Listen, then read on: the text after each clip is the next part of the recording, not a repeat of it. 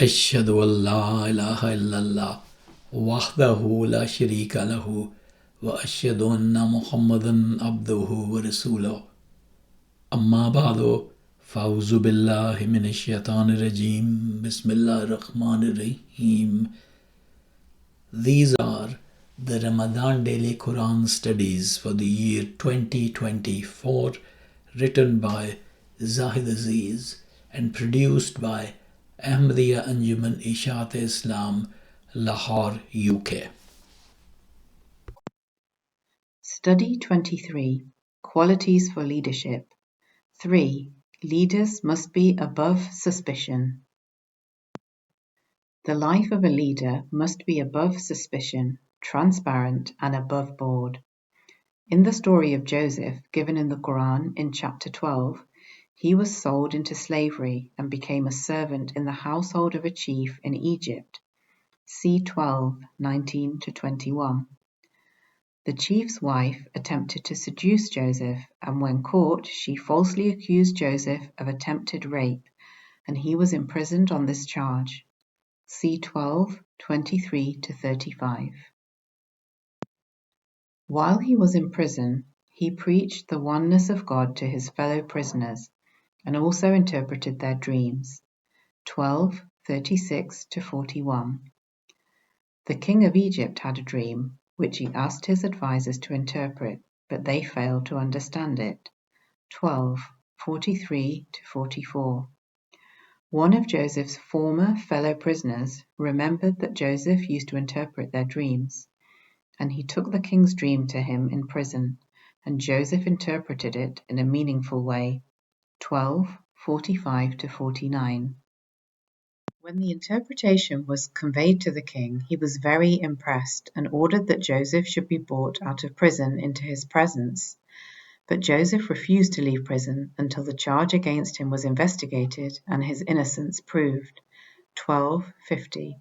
The king questioned the chief's wife and her accomplices as follows, as the Quran says, قال ما خطبكن إذ راوتن يوسف عن نفسه قلن حاش لله ما علمنا عليه من سوء قالت امرأة العزيز الآن حصحص الحق أنا راودته عن نفسه وإنه لمن الصادقين. The king said, "What was your business when you sought to seduce Joseph?" They said, "Holy Allah, we knew of no evil on his part." The chief's wife said, "Now has the truth come out. I sought to seduce him, and he is surely truthful." 12:51. Joseph said, ذلك ليعلم أني لم أخنه بالغيب وأن الله لا يهدي كيد الخائنين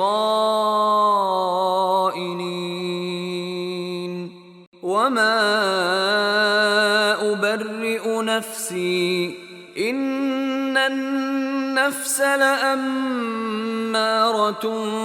بالسوء إلا ما رحم ربي إن ربي غفور رحيم. "This is so that he, the woman's husband, might know that I have not been unfaithful to him in secret, and that Allah does not guide the plan of the unfaithful, and I do not call myself sinless. Surely man's self is apt to command evil, except those on whom my Lord has mercy. Surely my Lord is forgiving, merciful." 12:52-53. Joseph gives the reason why he chose to remain in prison until the investigation cleared him, so that he, the woman's husband, might know that I have not been unfaithful to him in secret. Joseph was anxious for his name to be cleared and for the stain to be removed against his character. In Joseph's eyes, the fact that he found favor with the king for a service that he performed could not be used to forget about this outstanding charge against him.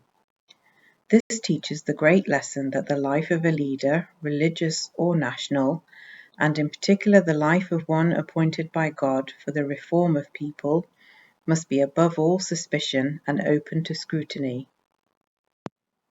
Notice that Joseph does not say, "I am innocent because I am a prophet of God." Instead, with humility, he says that any human being may be tempted to commit a wrongful act, but it is Allah who has had mercy on him and granted him strength to resist temptation. As the Quran says about the attempted seduction by the chief's wife, "And certainly she desired him, and he would have desired her if he had not seen the clear evidence of his Lord.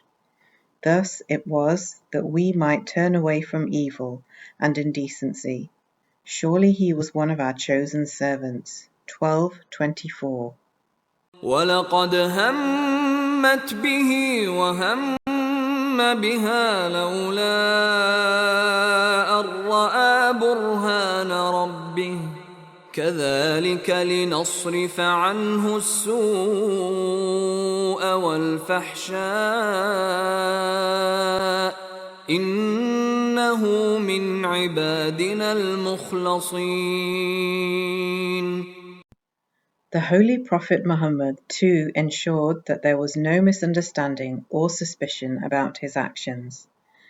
There is an incident reported in several versions in Hadith, one of which is as follows.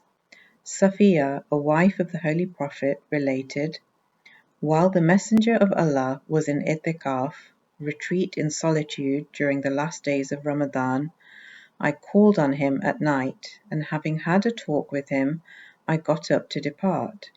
He got up also to accompany me to my dwelling place, which was then in the house of Usama ibn Zayd.